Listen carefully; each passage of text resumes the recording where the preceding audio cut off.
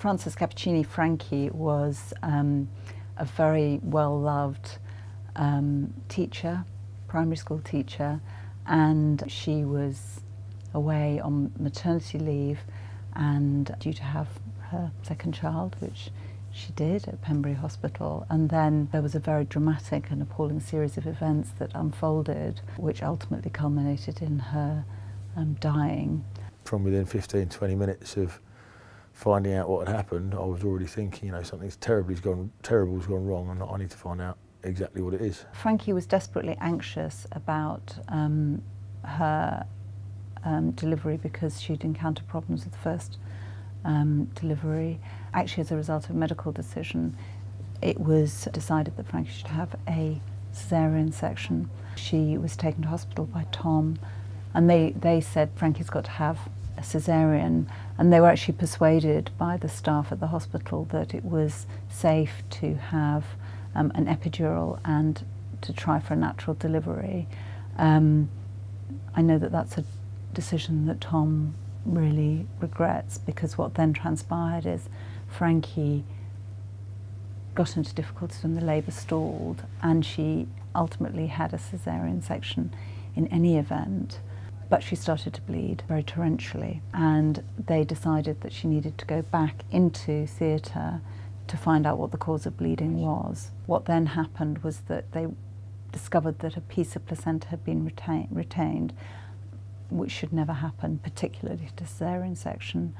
But even then, things were salvageable. But what then happened is that Frankie was prematurely extubated, so the breathing tube was removed from her throat prematurely, and she had no natural mechanism for breathing, and there was a terrible delay in re-intubating her, and that was what the coroner found. That he said that actually she was just unable to breathe for such a long period of time, even though they were trying to hand pump oxygen into her.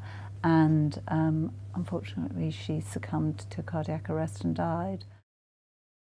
The following morning, I got in contact with a friend of mine who was a corporate lawyer who went to university with Kate Road, which is how I got Kate's name. I sort of said to him, you know, this is what's happened.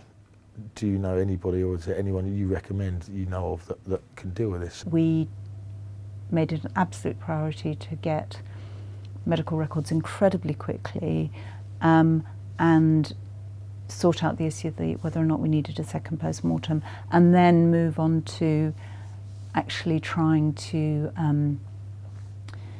deliver on what I had agreed with the family should be our sort of guiding principle. And that was actually from Frankie herself, because she said that her last words to Tom were, "I love you, look after the boys." And so looking after the family became our absolute priority. Kate had the same drive and sort of perspective that I did. So, you know, she wanted to know just as much as I did. You know, why that happened, why that person took that action, why they administered those drugs. So it just worked, I think. And as I said, Kate was very, very approachable, very personable.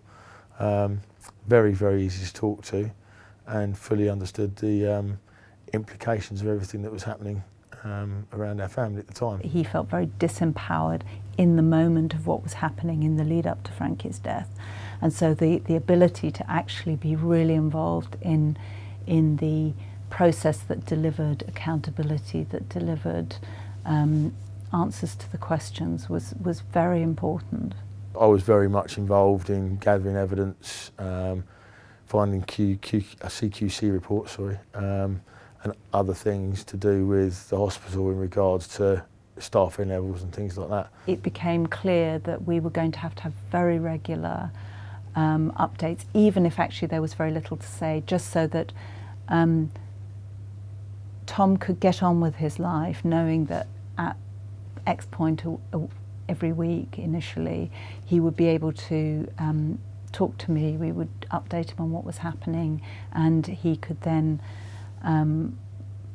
be confident that that thing was under control when everything else felt so incredibly at sea.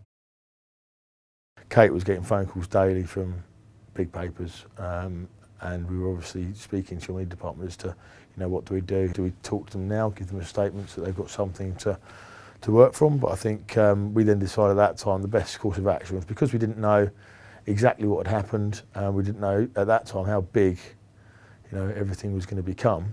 We thought it was best just to stay quiet, keep out of the media, and just let the, you know, just let the natural course of events take us through. They needed to be protected, their privacy needed to be respected, and so we tried to make sure that any press contact was through us and that we exercised quite a lot of control, because otherwise it was very clear that the family would be pestered. To have Kate there and Guy and the rest of the team to take all that off of my shoulders and, you know, just give us something less to worry about was huge.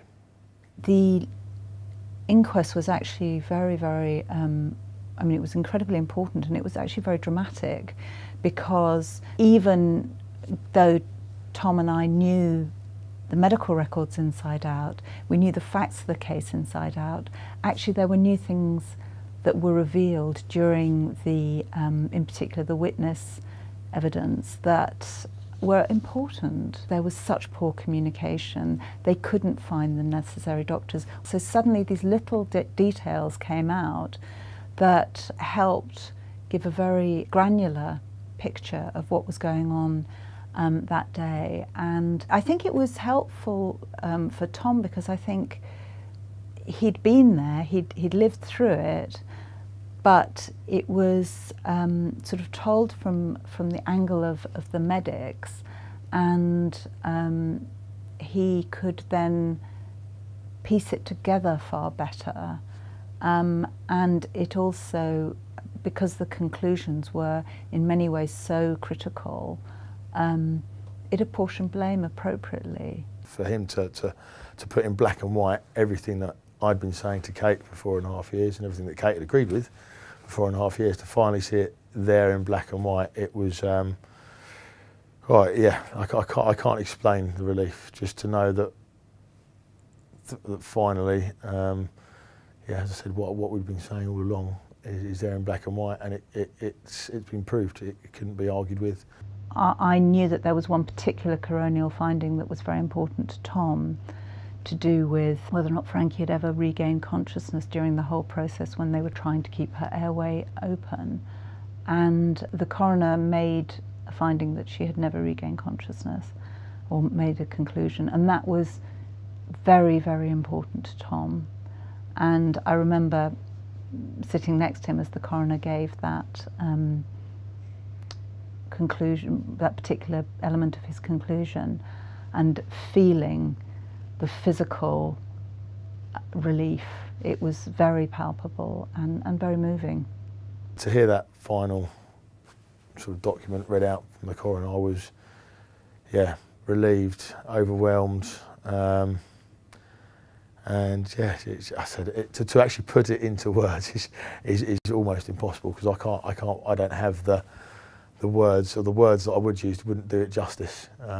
But it was immense. It was yeah, just ground shattering to finally have what I've been trying to get to for 4 years. It was extraordinary how gratifying it was to actually be able to deliver the final piece of the jigsaw, which was the narrative account of events that